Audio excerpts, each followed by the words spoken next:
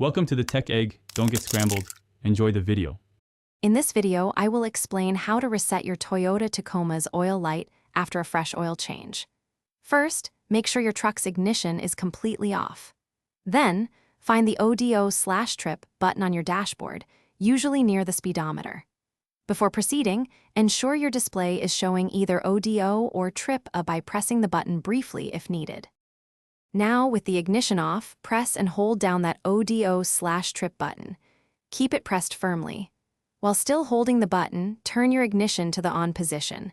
If you have a key, turn it to on. If you have a push-button start, press it once without touching the brake pedal. Remember, do not start the engine.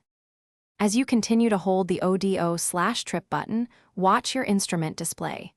You should see a series of dashes appear, which will then begin to count down. Keep holding the button until these dashes disappear and are replaced by all zeros across the screen. This indicates the reset process is nearly complete. Once you see the zeros on your display, you can release the ODO/trip button.